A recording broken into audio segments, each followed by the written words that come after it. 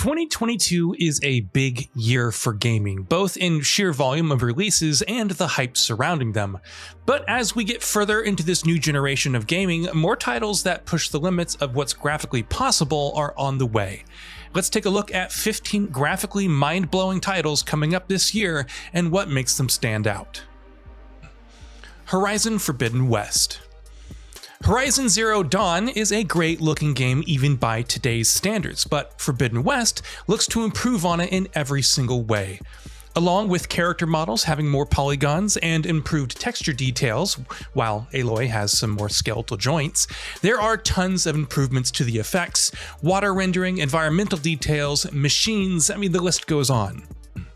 The PS5 version even has the advantage of using cinematic grade lighting throughout the entire experience, while it's only for the cutscenes on the PS4. Couple all of this with improved cinematics and facial animation for its characters, and Horizon Forbidden West could very well be the best looking game of the year. God of War Ragnarok. Much like Horizon, improving on the perfection in God of War is tough, but Ragnarok seems more than capable of the same. Based on the gameplay demo, improved texture details and higher polygon models can be seen, while environments are packed full of more detail, especially when traveling to the newer cities. Improved water details and weather effects, not to mention the series' excellent animation, all make for a visually rich experience. The trademark single-shot camera presentation is also back, which feels like the cherry on top. Gran Turismo 7. Polyphony Digital's Gran Turismo series has always tried to push the envelope when it comes to realistic visuals, dating back to the PS1 era. That being said, Gran Turismo 7 looking as good as it does seems almost unreal. Even though ray tracing is only used in replays and the garage, the level at which the tracks and their skyboxes have been rendered, not to mention vehicle details and quality of lighting and reflection, has to be seen to be believed. And all of this is running at 4K 60 frames per second with HDR enabled. Pioneer. Pioneer from GFA Games is somewhat akin to Stalker, while also being a survival MMO. Its post-apocalyptic world looks fairly detailed and grungy with fine texture detail, even if some things like grenade-throwing animations still need a bit of work. However, it captures the dirty underground well with its lighting and shadows, while also offering vibrant outdoor scenes lush with greenery. It's worth keeping an eye on if nothing else. Elden Ring. From Software has always been known for the quality of its art over realistic graphics, but perhaps the pressure of Elden Ring matching the visual quality of Bluepoint's Demon's Souls was more than the developer claimed. The lands between and its various denizens, whether it's the dragons or hulking giants pulling carriages throughout it, is massive and teeming with details. You could argue about reused animations and assets, but the sheer fidelity, combined with the massive draw distance, effects quality, and character details, is still incredible. Stalker 2: Heart of Chernobyl. Characters with high polygon counts, inverse cinematics or animations, physically based material rendering, ray-traced lighting, and reflections. There's quite a lot to glean from the gameplay walkthrough of Stalker 2: Heart of Chernobyl. It almost looks too good to be true, though judging from its delay to April and December, some more time is seemingly required to have the whole game up to that level of quality. Time will tell, but it's utterly gorgeous thus far. Forspoken. The latest gameplay trailer for Luminous Productions' Forspoken looked a little rough when it came to the frame rate. Nevertheless, everything else from the environmental textures, draw distance, and character details to the animation quality and special effects looked very good.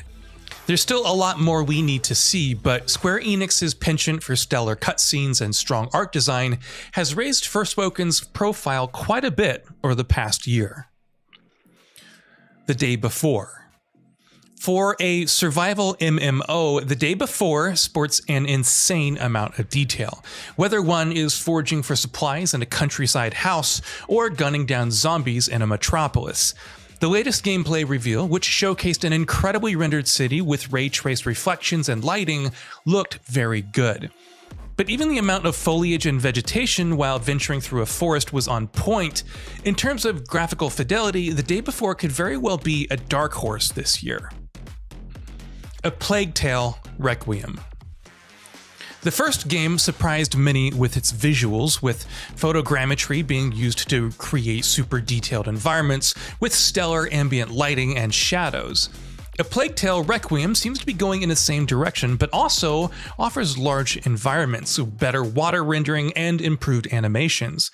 Considering it uses Unreal Engine 5 instead of Asobo's proprietary tech, we can't wait to see how the sequel leverages it to new heights. Avatar: Frontiers of Pandora. Developed on Massive's Snowdrop engine, Avatar: Frontiers of Pandora boasts thousands of assets in one frame with detailed environments, complex shaders, real-time wind simulation, and much more. A new volumetric cloud system has also been added along with real-time ray tracing for realistic reflections and global illumination. The sheer wealth of animations, NPCs, and detail is already looking promising, and should immerse players in Pandora like never before. Forza Motorsport. Before unveiling Forza Horizon 5 last year, Microsoft presented the future of Forza Motorsport titled, well, Forza Motorsport. Turn 10 Studios' next big racing sim plays with ray-traced lighting effects and reflections, all while promising 4K 60 FPS gameplay. The details on these cars looks as immaculate as ever, and though the initial trailer was captured in-engine, the series has always had a penchant for achieving exceptional fidelity. Hopefully, we'll get to some real-time gameplay soon. The Lord of the Rings: Gollum. The Lord of the Rings Gollum presents a very interesting contrast to the other Middle-earth titles we've seen over the years. While Gollum's character model seems to require more work, environments are teeming with strong lighting and shadows, not to mention detailed textures to facilitate the darker, moodier tone. It's still pretty early, but looks very good thus far. Suicide Squad: Kill the Justice League. Rocksteady's reputation for stellar visuals precedes it, even if its optimization for Batman Arkham Knight on PC left much to be desired. Suicide Squad: Kill the Justice League expands on its previous work with incredible draw distance, a larger scale, stellar effects, and more detailed characters. It also doesn't hurt that the facial animations and motion capture have been significantly improved, making characters look more natural in both cutscenes and gameplay. Crossfire X. Despite initial previews of Crossfire X's campaign being less than positive, there's no denying Remedy's talent for stellar visuals. Thanks to the Northlight engine, the sheer amount of effects, objects, destruction, dynamic lights, and shadows is fairly insane. Throw in some atmospheric fog and wind, not to mention detailed particles, and it's one of the better looking first-person shooters of the year. Gotham Knights. In terms of presentation, Gotham Knights feels a lot closer to the Batman Arkham series of yore than Rocksteady's upcoming Suicide Squad. And while 2020's gameplay walkthrough was still early in development, it came off quite well with its animation quality, environment design, textures, and effects. Details like dynamic lighting and shadows, atmospheric fog, and ambient occlusion also looked good, so it should look even better as we approach its launch this year. So what are your thoughts on this? Go ahead and share them in the comments below, and if you liked the video, please subscribe to the channel and enable all notifications by clicking the bell icon to get new video updates. We upload every day and would really appreciate your support. Thanks for watching.